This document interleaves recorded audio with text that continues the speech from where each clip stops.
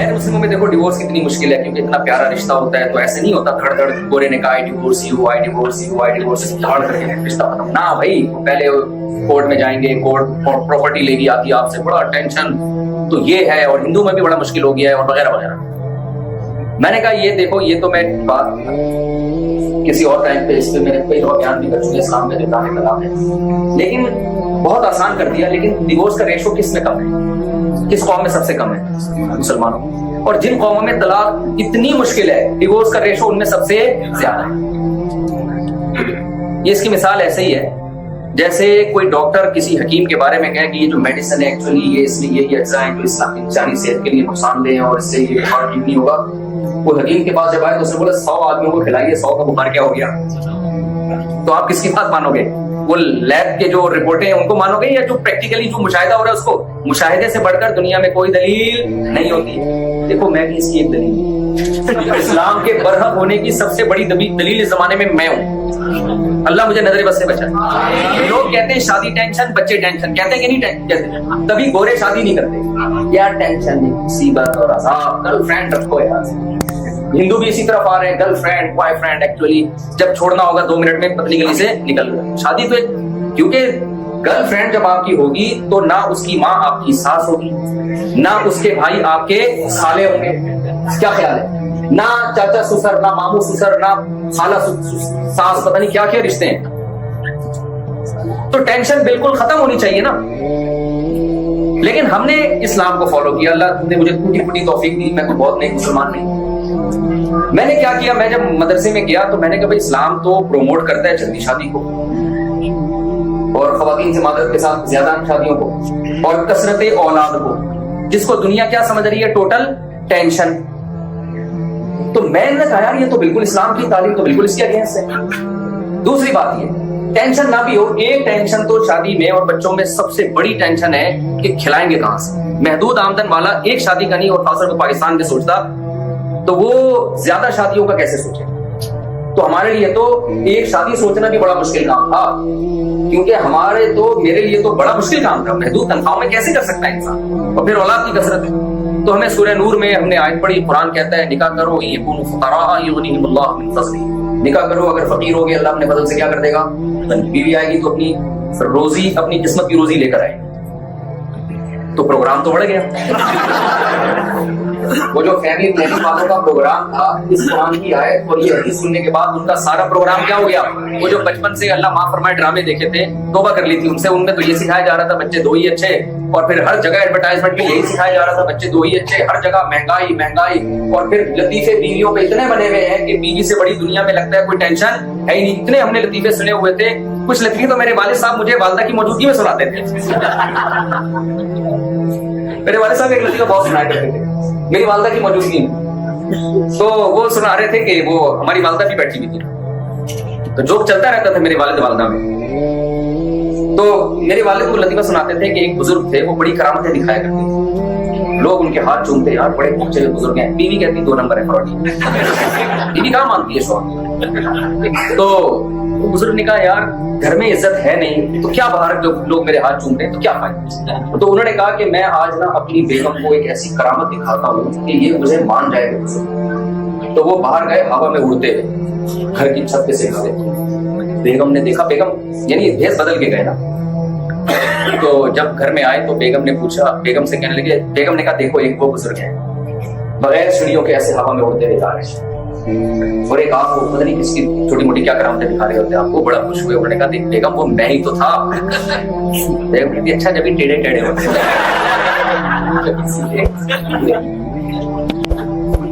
ये लतीफे भी हमने बहुत सुने हुए थे। वो एक आदमी जो था ना, वो उसकी बीवी बीमार थी, तो बेचारा अस्पताल के बाहर बैठा हुआ था। डॉक्टरों ने आके कहा कि भाई अब सिर्फ 2 घंटे की मेहमान है। तो इसने एक लंबी आह भरी और बड़े गम से कहा डॉक्टर साहब जहाँ इतनी जिंदगी सबर की है 2 घंटे। लतीफे तो बने हुए कि नहीं, बहुत सारे लतीफे बने हैं। लेकिन हम ये कहते थे कि यार कुरान करीम, कुरान इसके अगेंस्ट बात करता है। कुरान ये बात, कुरान इस फलसफे को, ये लतीफों की हद तक ठीक है, कुरान इस फलसफे को नहीं मानता। कुरान क्या कहता है? خلق لكم من انفسكم ازواجا جعل لكم من انفسكم ازواجا لتسكنوا اليها. یعنی بالکل 180 ڈگری پہ قرآن ہمیں لے کے جا رہا ہے. ہم بات کرتے ہیں اللہ غربت اور مہنگائی میں شادی کیسے ہوگی. سورہ نور میں اللہ کہہ رہے ہیں نکاح کرو, فقیر ہو گئے تو اللہ اپنے فضل سے غنی کر دے گا. اب اگر میں اللہ پہ ایمان رکھتا ہوں تو اب مجھے کسی ڈرامے یا فیملی پلاننگ والوں کے کسی نظریات سے متاثر اگر میں ہو گیا تو اس کا مطلب قرآن غلط کہہ رہا ہے اور دنیا کے فلاسفر کیا کر رہے ہیں, صحیح کہہ رہے ہیں. یہ ہو گیا نا, پھر ایمان تھوڑی رہا. قرآن کہہ رہے ہیں بھائی چھوڑ دو اس فکر کمانے کی فکر کرو, لیکن نکاح کو رکاوٹ نہ سمجھو. نکاح رکاوٹ نہیں ہے, غربت رکاوٹ نہیں ہے نکاح, وہ اللہ توکل کرو. پھر ہم جب دوسری طرف گئے ہم نے کہا بھائی ٹینشن ہے, شادی ہو جائے گی, ٹینشن. دیکھو ہمارا آدمی کتنے بھی بجے گھر پہ آ جائے, ایک آدھ دفعہ ابا کی ڈانٹ پڑتی ہے, ابا کو انسان تھوڑا بات گھما بھی دے. بیگم کو بیوقوف بنانا دنیا کا سب سے مشکل کام ہے. میں لطیفہ بہت سناتا ہوں, پرانے لوگ بور ہو گئے ہوں گے لیکن مزہ بہت آتا ہے اس میں. بیگم کو بیوقوف بنانا دنیا کا مشکل. وہ ایک شرابی تھا, لیٹ آتا تھا, شراب پی کے بیگم اس کو لتاڑتی تھی. تو پھر اس کو خیال تھا کہ یار پھر مجھے مارے گی, تو اس نے کیا کیا, ایک دن گھر کے پچھلے دروازے سے نا چھلانگ مار کے آیا اور اپنے کمرے میں آ کے نا لیپ ٹاپ لے کے آفس کا کام کرنا, جیسے بہت ہی کچھ آفس کا کچھ کام رہ گیا تو میں گھر میں آ کے. اب والدہ ہوتی نا, ابا ہوتے, وہ سمجھ جاتے وہ بتانے کیا لیتے. بیگم آئی کہنے لگی لگتا ہے پھر نیند کیا ہے, خدا کی قسم نیند نہیں کہہ رہے, پھر کم وقت یہ بیف کیس کھول کے کھول کے بیٹھا. اب آپ دیکھو, ہم نے دیکھا کہ دنیا لطیفے بناتی ہے, شادی بیاہوں پہ ٹینشن ہے, پاؤں ہو جاتا ہے, پھنس جاتا ہے, زندگی برباد ہو جاتی ہے. میں لائف کو انجوائے کرو, 50 سال میں جا کے کیا کرو, شادی. یہی آپ لبرل سیکولر لوگ تو برباد ہو گئے خدا کی قسم. اسلام سے دور ہونے کی وجہ سے ان کا بیڑا غرق ہو گیا غرق. تو بیڑا غرق کرنے کی اب ضرورت رہی نہیں ہے, سب کچھ ہو کے بھی خودکشیاں کر رہے ہیں. تو میں نے کہا یار قرآن تو کچھ اور بات کر رہا ہے. قرآن کہتا ہے جعل لکم من انفسکم ازواجا, اللہ نے تمہارے لیے بیوی کو پیدا کیا, لتسکنوا الیہا, ٹینشن کے لیے نہیں, لطیفے بنانے کے لیے نہیں. تمہیں اس سے کیا ملے گا, سکون. اللہ نے یہ کچھ اور کہہ رہے ہیں, پبلک کچھ اور کہہ رہی ہے. بھائی ہم ایمان کس پر لے کر آئے ہیں, پبلک پہ لائے, اللہ پہ لائے. ایسی کی تیسی, یہ لفظ یاد رکھو, میں نے پاکستان میں تو سب کو سکھا دیا ایسی کی تیسی, آپ لوگ بھی سیکھو. جب اللہ رسول کا حکم آئے نا سامنے, کوئی بھی مخالفت کرے, بولے پبلک کی ایسی کی یار. میرے اپنی گھریلو باتیں کرنا مناسب نہیں, لیکن کیا کریں جب موضوع چل پڑے تھے. میں نے ایک جگہ پیغام بھیجا تھا, ونس اپون اے ٹائم, تو جہاں نکاح کا پیغام بھیجا تو 2 بچے بھی تھے ان کے. اب مجھے ان بچوں کو قبول کرنا بڑا مشکل ہے, بڑا مشکل ہوتا ہے. پہلے سے اپنے بچے ہیں تو میں کسی کے بچے قبول کروں, مجھے ذہنی طور پر میرا دماغ آمادہ نہیں. اچھا, قرآن مجید کی ایک آیت ہے, اللہ تعالیٰ نے وہ رشتے جن سے نکاح حرام ہے نا, 4 پارے کے آخر میں ان رشتوں کو اللہ نے بیان کیا ہے. حرمت علیکم امہاتکم, یہ بہت ٹیکنیکل پوائنٹ ہے, اس کو سمجھیں آپ. اگر یہ آپ نے دماغ حاضر رکھا نا, آپ کو یہ قرآن سمجھنے میں مزہ بہت آئے گا انشاءاللہ. قرآن کہہ رہا ہے حرمت علیکم امہاتکم وبناتکم وعماتکم حرمت علیکم امہاتکم وبناتکم واخواتکم وعماتکم وخالاتکم وبنات الاخ وبنات الاخت وامہاتکم اللاتی ارضعنکم وامہات نسائکم وربائبکم اللاتی فی حجورکم من نسائکم اللاتی دخلتم بہن وحلائل ابنائکم الذین من اصلابکم وان تجمعوا بین الاختین الا ما قد سلف. قرآن کہہ رہے ہیں تم پر کون کون سی عورتیں ایسی ہیں جن سے نکاح حرام ہے. اس کو ایکسپلین کر رہا ہے قرآن ان آیتوں. قرآن شروع کرتا ہے ماں سے, تم پر تمہاری ماں سے نکاح کیا ہے, حرام. حرمت علیکم امہاتکم. پھر قرآن کہتا ہے وبناتکم, تم پر تمہاری بیٹیوں سے نکاح حرام. یہاں قرآن نے یہ نہیں کہا وہ بیٹیاں جو تمہاری گود میں پلتی ہیں, نہ, یہ لفظ قرآن نے استعمال نہیں کیا. جب ماں کا لفظ آیا تو اللہ نے یہ نہیں کہا اس ماں سے نکاح حرام جس کی گود میں تم پلے ہو, یہ لفظ اللہ نے استعمال بولتے کیوں نہیں یار نہیں کیا. پھر اللہ نے کہا واخواتکم, تمہاری بہنوں سے نکاح حرام, یہ نہیں کہا اللہ نے وہ بہن جو کہ تم اور وہ ایک ہی گود میں پلے ہوں, یہ لفظ اللہ نے استعمال بولو نہیں کیا. وعماتکم, تمہاری پھوپھیاں, تمہاری خالائیں. آگے اللہ تعالیٰ یہ رشتہ چلاتے چلاتے چلاتے چلاتے سوتیلی بیٹی کا ذکر آیا. وربائبکم اللاتی فی حجورکم, وہ تمہاری سوتیلی بیٹیاں جو تمہاری گود میں پلی ہوں, ان سے بھی نکاح تم پہ کیا ہے, حرام. جب ہم نے تفسیر قرآن کی پڑھی تو میں حیران تھا کہ بھائی سوتیلی بیٹی تو گود میں پلی ہو یا نہ ہو, ہر صورت میں اس سے نکاح کیا ہے, ہمیشہ کے لیے حرام. بھائی آپ کا کسی خاتون سے نکاح ہوا اور رخصتی بھی ہو گئی، تو اگر ڈیورس کی بات میں ہو جائے نا، آپ اس خاتون کی پہلے شوہر کی بیٹی سے کبھی بھی نکاح بولو نہیں کر سکتے، کبھی بھی نکاح نہیں کر سکتے۔ وَرَبَائِبُكُمْ، ربیبہ کہتے ہیں سوتیلی بیٹی کو عربی میں، فی حجورکم، جو تمہاری گود میں پلتی ہیں۔ ارے بھائی اگر یعنی اس شرط کا کوئی فائدہ نہیں ہے، بھائی گود میں پلیں یا نہ پلیں، وہ تمام فقہا، تبھی کہتے ہیں دین فقہا سے سیکھو۔ اگر صرف قرآن کے ترجموں سے سیکھنا شروع کر دو گے نا اخفل طریقے سے اپنے طور پر، تو گمراہ ہو جاؤ گے اجماع کے خلاف، جیسے جناب پروفیسر غامدی صاحب آج کل عجیب عجیب چیزیں مارکیٹ میں لے کر آ رہے ہیں، کوئی عجیب چیزیں لا رہے ہوتے ہیں مارکیٹ۔ قرآن کی وہ تفسیر معتبر ہے جو صحابہ اور تابعین سے اور ائمہ مجتہدین سے ثابت ہے۔ تمام ائمہ کا اجماع ہے کہ سوتیلی بیٹی کو آپ نے گود میں پالا ہو یا نہ پالا ہو، ہر صورت اس سے نکاح کیا ہے؟ حرام ہے۔ لیکن وہ اشکال کھڑا ہو جائے گا کہ پھر قرآن ایک معاذ اللہ ایک لغو بات ذکر کیوں کر رہا ہے جس کا کوئی فائدہ نہیں ہے؟ بھائی تمہاری گود میں پلے یا نہ پلے، دونوں کنڈیشن میں نکاح کیا ہے؟ حرام ہے۔ تو ہم اس کو کہتے ہیں قید اتفاقی۔ قید اتفاقی بعض دفعہ قرآن ایسی شرطیں بیان کرتا ہے کہ سوسائٹی میں ایک چیز رائٹ ہوتی ہے تو قرآن اس کو ہائی لائٹ کر دیتا ہے۔ مقصد یہ نہیں ہوتا کہ یہ شرط اگر نہیں پائی جائے گی تو نہیں کرنا، مقصد یہ ہوتا ہے کہ یہ تو چونکہ نارملی ہوتا ہے اس لیے قرآن اس شرط کو ہائی لائٹ کر دیتا ہے۔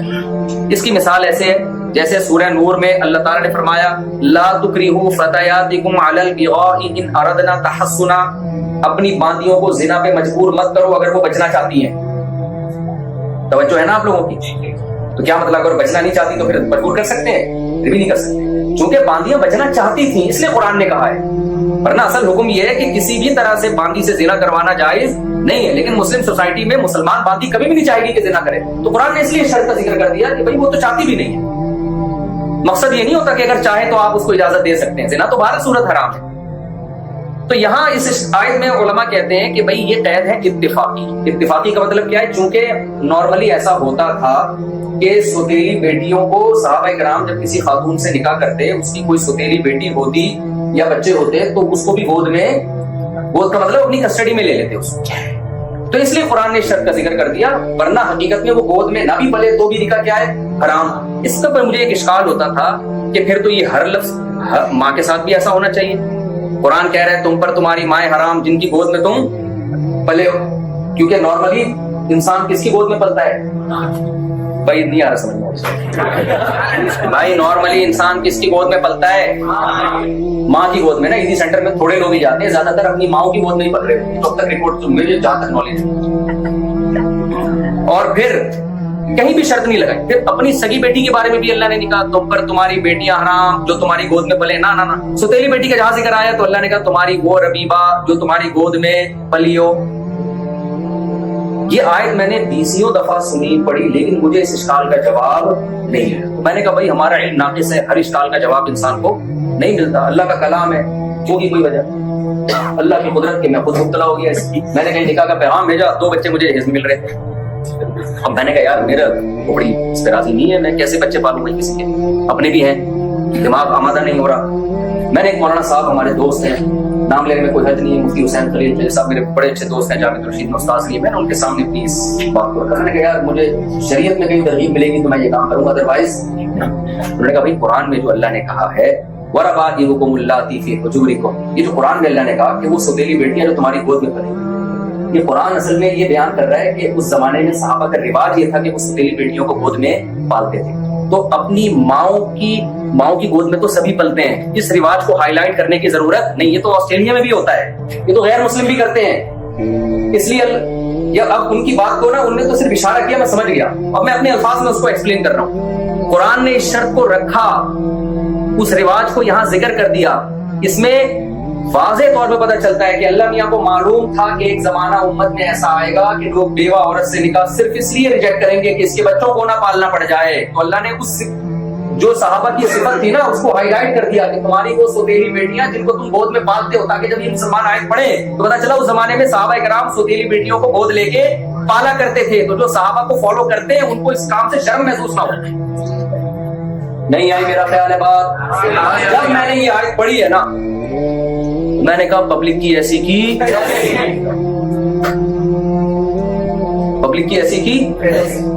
لوگ مختلف نعرے ہوتے ہیں نا، آئے گا بھی آئے گا، کوئی نہ کوئی تو آئے گا، ہمارے بھی یہ نعرہ ہے تو الحمدللہ میں نے نکاح کیا, اللہ نے مجھے اور بھی اولاد. تو میں آپ سے عرض کر رہا ہوں کہ میں نے جب دیکھا بھائی قرآن کیا کہہ رہے لتسکنوا الیہا کہ تمہیں اس سے کیا ملے گا, تو ایک بیوی کو ٹینشن پہ لطیفے ہیں, بہت پریشانیاں. تو خود سوچو سوسائٹی کے حساب سے اگر آپ چلو گے تو میری 4 شادیاں اناؤنس ہو چکی ہیں, تو مجھے تو ڈپریشن سے مر جانا چاہیے. مجھے تو ڈپریشن کی تمام گولیوں کے نام ان کی کمپنیوں کے ساتھ یاد ہونے چاہیے. کیا خیال ہے؟ یہ میں نے اس پہ بتایا کہ مجھے وہ ڈپریشن کی گولی کا جو میں نے لطیفہ سنا تھا نام ہی یاد نہیں آ رہا, اور اللہ کرے نہ آیا. تو وہ کیا نام ہے, بلین 5 پتہ نہیں کیا ہے, حضرت حکیم اللہ صاحب نے کسی بیان میں ذکر کیا تھا. بلین 5 تو فرمایا کرتے تھے جو دیکھتا ہے کسی کی وائف کو کھاتا ہے بلین 5 کو. اس کو ٹینشن ہوتی ہے, وہ ٹینشن کی گولیاں کھائے گا, وہ خودکشی کر کے مرے گا. تو کچھ ٹینشنیں واقعی ٹینشنیں ہیں. اب میں آپ کو ویسے جب یہ موضوع چل پڑا ہے تو ایکسپلین کر دوں. بھائی سوال پیدا ہوتا ہے, ذمہ داریاں تو نکاح میں بڑھتی ہیں, اولاد جب ہوتی ہے تو ذمہ داریاں بڑھتی ہیں, آزادیاں ختم ہوتی ہیں. کیا وجہ ہے کہ پھر بھی جن قوموں میں نکاح کا رواج کم ہے, نسل بڑھانے کا رواج کم ہے, ٹینشن فری ہو کے بھی خودکشیوں کا ریشو زیادہ, اور میرے جیسا بیوقوف آدمی آپ کے سامنے بیٹھا ہوا ہے, نہ کوئی میں بہت زیادہ دیندار آدمی ہوں, اور ٹینشن کی ساری چیزیں میں نے پالی ہوئی ہیں, پھر بھی میرا خیال ہے اب تک کی رپورٹ کے مطابق اللہ نے مجھے ٹینشن سے الحمدللہ وداؤٹ میڈیسن بچایا ہے. نظر بھی آ رہا ہوگا آپ کو, اللہ آئندہ بھی بچا کے رکھے, جیسے تم لوگ نظر لگا کے چلے جاؤ. اور میں کوئی دعویٰ نہیں کرتا کبھی زندگی میں ٹینشن نہیں ہوگی. بھائی ٹینشنیں تو یعقوب علیہ السلام کو بھی ہوئی ہے, کیا خیال ہے, پیغمبروں کو بھی ہوئی ہے, تو مجھے بھی ہو سکتی ہے. فیوچر اللہ مجھے محفوظ رکھے. لیکن جس چیز کو آپ ٹینشن سمجھ رہے ہو, اتنا تو ثابت ہو گیا نا کہ وہ ٹینشن نہیں. اچھا وہ میں ابھی آ رہا ہوں, یہ دیکھیں یہ جب دیکھ کا ڈھکن کھلا ہے نا, دیکھ کا ڈھکن کھلا ہے, بیچ میں نا کباب پیٹی بنے, وہ میں آ رہا ہوں اس سے. تو یہ بھی اسلام کی خوبی ہے میرے بھائی. یہ کیا ہے اسلام کی خوبی؟ وجہ کیا ہے, اس کی 2 لفظوں میں اس کی لاجک پیش کرتا ہوں. اس کی لاجک کیا ہے, پھر میں آگے اپنے اصل ٹاپک کی طرف آتا ہوں. لاجک پتہ ہے کیا ہے؟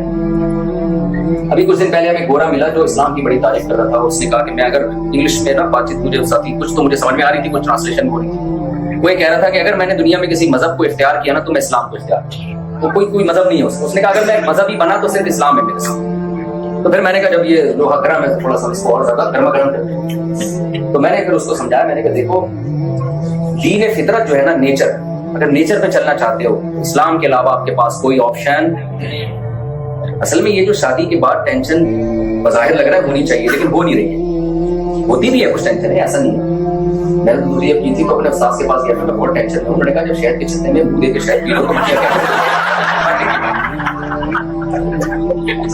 بہت پریشان تھا, مجھے بہت سسرال کی طرف سے دباؤ تھا, اور گھر والے بھی بڑے باغی ہوئے تھے. میرے گھر میں ایسے رونا دھونا تھا جیسے کہ میت ہو گئی. تو میں اپنے استاد کے پاس گیا شاید تسلی دے کے, تو میں نے کہا کہ حضرت میں نے دوسری شادی کی, بہت سخت دباؤ میں ہوں, نیند نہیں آ رہی اور گالیاں سننے کو مل رہی ہیں چاروں طرف سے. موسٹ وانٹیڈ بنا ہوا تھا, جہاں بھی جاتا تھا نا یہ ہے, سننا پسند نہیں کرتا تھا. تو مجھے میرے استاد حضرت مفتی لبابہ صاحب نے ایک بات کہی, مجھے ڈائریکٹ بھی نہیں کہی. انہوں نے کہا اپنے کسی شاعر کو بولا اس کو جا کے سمجھاؤ کہ لوگ شہد کے چھتے میں ہاتھ ڈال کے ڈائریکٹ شہد پی رہے ہوتے ہیں, پھر کہتے ہیں مکھیاں کاٹ رہی ہیں, یہ شہد کے چھتے میں منہ دے کے شہد پینے کی کوشش کرتا ہے اور پھر رو رہا ہے کہ مکھیاں. تو ٹینشنیں تو شادی میں بھی ہیں, اولاد میں بھی ہیں, لیکن پتہ ہے کیا ہے, یہ وہ ٹینشن ہے جو آپ کو بڑی ٹینشنوں سے بچانے والی. دیکھو نیچر پہ چلنا, نیچر سے بغاوت سے بڑی دنیا میں کوئی ٹینشن نہیں. نیچر سے بغاوت سے بڑی دنیا میں کوئی ٹینشن, آپ نیچر سے مت ہٹو. مثال کے طور پر آپ کو بھوک لگتی ہے, آپ کا کھانا کھانے کا دل کرتا ہے, آپ کھاتے ہو, تو کیا اس کے بعد ٹینشن ہی نہیں آتی؟ نیند آنا شروع ہوتی ہے, آپ محنت سے کام کر نہیں سکتے. اب آپ نے دیکھا ایک آدمی نے کھایا نہیں ہے, وہ لگا ہوا ہے محنت کر رہا ہے, اس کو نیند نہیں آ رہی, آپ کو نیند آ رہی ہے. پھر آپ کو قضائے حاجت کی بھی تقاضا ہوگا, کیا خیال ہے؟ آپ کہہ رہے اس نے تو کچھ بھی نہیں کھایا تھا, وہ تو فری ہو کے گھوم رہا ہے, گلوکوز کی بوتل چڑھا لیتا ہے اپنے اور انرجی آ جاتی ہے اس میں.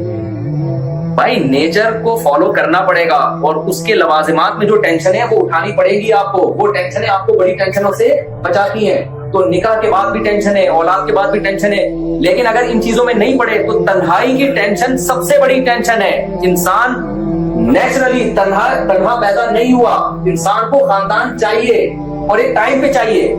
تبھی قرآن کیا کہتا ہے, خلق من الماء بشرا, سورہ فرقان میں, ہم نے تمہیں ناپاک پانی سے بنایا, وجعلہ نسبا وصہرا, ددیال نلیال اور سسرال والا ہم نے تمہیں بنا دیا. تو اللہ نے تو انسان کو بنایا ہی یہ ہے. اور کمال کی بات یہ کہ یہ نہیں کہا فجعلہ ذا نسب و ذا سحر. والا کا لفظ نہیں ہے اس میں. را کا معنی ہوتا ہے عربی میں والا. والے کا کیا مطلب؟ ذو مال، ذا مال، مال والا. سمجھ میں آ رہی ہے بات؟ تو اللہ نے یہ نہیں کہا ہم نے انسان کو پانی کے قطرے سے بنایا اور ددیال ننیال والا بنا دیا. والے کا لفظ اللہ نے حذف کر دیا. اللہ نے فرمایا ددیال ننیال بنایا اور سسرال بنایا. یعنی اتنا اس کا ددیال ننیال اور سسرال سے اٹیچمنٹ ہوگی گویا یہ اور وہ ایک ہی چیز کے دو نام ہیں.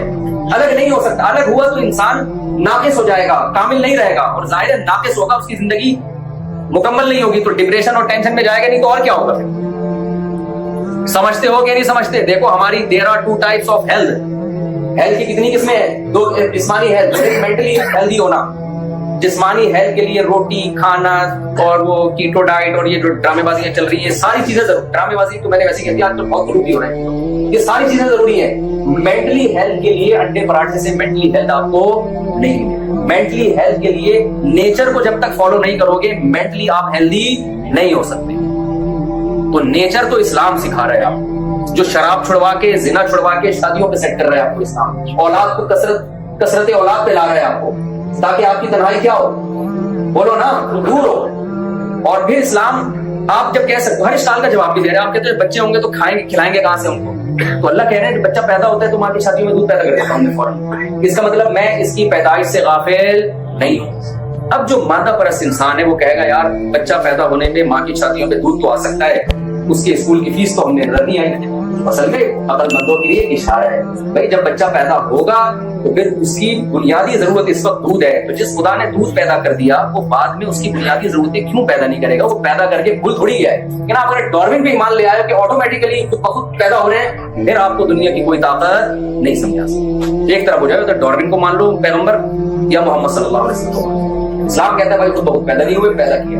خود بخود نہیں ایسا آٹومیٹک سافٹ ویئر انسٹال ہو سکتے ہیں کہ ادھر بچہ آ رہا ہے ادھر ماں کی چھاتیوں میں. پہلے دیکھو ماں روٹی کھا رہی ہے، بچے کی آنکھ ناک کان بن رہا ہے. ادھر بچہ پیدا ہوا تو فوراً دودھ بننا شروع ہو گیا. تو یہ آٹومیٹیکلی ایسا اتفاق بولو نا نہیں ہو سکتا. ہم کہتے ہیں اتفاق سے ایسا ہو گیا. بھائی اتفاق سے دو چار چیزیں ہو سکتی ہیں، اتنی زبردست ایڈجسٹمنٹ نہیں ہو سکتی اتفاق سے. تو میں اب آتا ہوں اسی طہارت کی طرف. تو خلاصہ یہ نکلا کہ نیچر کو فالو کرو. اسلام آپ کو دین فطرت ہے اسلام. اگر آپ اس سے ہٹو گے مادی ترقی آپ کر لو گے، مینٹلی اپنا بیڑا غرق کر لو گے. آپ نظر آ رہا ہے دنیا دیکھ رہی ہے. میں جتنے ملکوں میں گیا ہوں نا ترقی یافتہ، میں نے وہاں سروے کیا یہاں کون سی بیماری سب سے زیادہ ہے. ہمارے یہاں سب سے زیادہ بیماری کون سی ہے؟ نزلہ، کھانسی، بخار اور گھٹنوں کا درد اور کمر کا درد اور گردوں میں چٹانے ہیں، باقاعدہ پتھریاں کا دور چلا گیا. اور ماؤنٹ ایوریسٹ کی پہاڑیاں گردوں میں، پتھریوں میں اتنے بڑے بڑے پہاڑ لے کے گھوم رہے ہوتے ہیں. سائنس کا پرابلم ہر شخص کو ہے. اور وقت سے پہلے بال سفید ہونا، 40 سال میں ایسا لگنا جیسے 80 سال کا ہے. لیکن میں ترقی یافتہ ملکوں میں جو گیا ہوں نا جتنے بھی، ان میں جب دیکھو کیا بیماری؟ Depression, stress. سمجھ میں آ رہی ہے؟ ڈپریشن اور اسٹریس یہ سب سے زیادہ ہے. کچھ تو مسئلہ ہوگا نا، کوئی تو سوسائٹی میں کمی ہوگی. تو بھائی وہ کمی کیا ہے؟ نیچر سے کیا ہو رہی ہے؟ اور نیچر کی تعلیم صرف کون دیتا ہے؟ اسلام. کیونکہ اسلام کا یہ دعویٰ ہے قرآن میں فطرت اللہ التی فطر الناس علیہا. اللہ کہتے ہیں انسانوں کی وہ نیچر جس سے انسان کو چلنا چاہیے نا، جو اس کی نیچرل لائف ہے، وہ صرف اسلام بتایا، قرآن بتایا. اتنا بڑا دعویٰ کر دیا 1400 سال پہلے کس نے؟ محمد صلی اللہ علیہ وسلم. تو نیچرل لائف کے لیے اسلام کے علاوہ آپ کے پاس کوئی آپشن. آپ اگر ٹینشن دور کرنے کے لیے شراب پیتے ہو آپ بیوقوفی کر رہے ہو بھائی. وقتی ٹینشن دور ہوگی، اس سے ٹینشن بڑھے گی. لوگ کہتے ہیں نا پی نہیں لیتے تو سکون نہیں آتا. تو ہمیں، میں تو پی کے نہیں آیا، اللہ کا بڑا ٹیسٹ بھی کروا سکتے. تو ہم کیسے بیٹھے ہیں سکون سے میرے بھائی؟ یہاں میں ایک واقعہ اکثر بیان کرتا ہوں. ہمارے ایک دوست تھے جرمنی میں، انہوں نے پنجاب کی کسی فیملی کی ویڈیو دکھائی کسی گورے کو کہ وہ پنجاب کے لوگ ہیں ناچ رہے ہیں نا شادی بیاہ میں، دن دراز بڑے طریقے سے ناچ رہے ہیں. تو گورے نے کہا ان سب نے پی لی ہے. تو اس نے کہا نہیں بغیر پی. انہوں نے کہا یار بغیر پی اتنے خوش. بڑا حیران ہو رہا تھا کہ بغیر پیے بھی کوئی خوش ہو سکتا ہے. تو میں نے کہا دوبارہ اس گورے سے ملاقات ہو تو اس سے کہنا ہمارے یہاں کچھ ایسے بھی لوگ ہیں جو ناچے بغیر بھی خوش ہو سکتے ہیں. یہ آپ بغیر پیے خوش نہیں ہو رہے، یہ بغیر پیے ناچ رہے ہیں، لیکن خوشی کے لیے ناچنے کی تو ضرورت پڑ رہی ہے نا ان کو. کیا خیال ہے بھائی؟ ایسے لوگ بھی ہیں جو ناچے بغیر کیا ہیں، ٹک کے ایک جگہ بیٹھے ہوئے خوش ہیں. تو آپ جتنے بھی اہل اللہ، میں اپنی بات نہیں کر رہا، میں تو بہت نالائق آدمی ہوں، جتنے بھی بزرگوں سے اہل اللہ سے ملیں گے نا، ٹک کے ایک جگہ بیٹھے ہوئے ہوں گے، اندر سے کیا ہوں گے؟ اور جو دنیا پرست آدمی ہوتا ہے، مادہ پرست آدمی ہوتا ہے، اسے خوشی کے لیے ہلنا پڑتا ہے، وہ ٹک کے ایک جگہ آپ کو کبھی بھی کھڑا نظر نہیں آئے۔ چٹکلا سنا تھا عمر شریف کا، اللہ مغفرت کرے، میں باتیں کرتا نہیں ہوں ایکٹروں کی، لیکن کچھ چٹکلے پرانے جو ہے نا آج کل یوٹیوب میں آ جاتے ہیں، جو ہم نے کبھی کسی زمانے میں کوئی دیکھا ہوتا ہے تو وہ پرانی یادیں آ جاتی ہیں۔ تو وہ مائیکل جیکسن کوئی ڈیفینس میں نا کراچی میں کوئی بڑا کوئی سنگر کا انتقال ہو، تو تعزیت کے لیے بڑے بڑے لوگ آئے، مائیکل جیکسن بھی آئے، وہ آ کر نا ٹک کے بیٹھ نہیں رہا تھا، ہلے جا رہا تو پوچھتا ہے یہ کیسے مر گیا؟ عمر شریف نے بولا کہ اس کو لوگوں نے بولا اس کو کیا ہوا تھا، یہ کیسے مر گیا؟ اس نے کہا وہی ہوا تھا جو تجھے ہوا ہے۔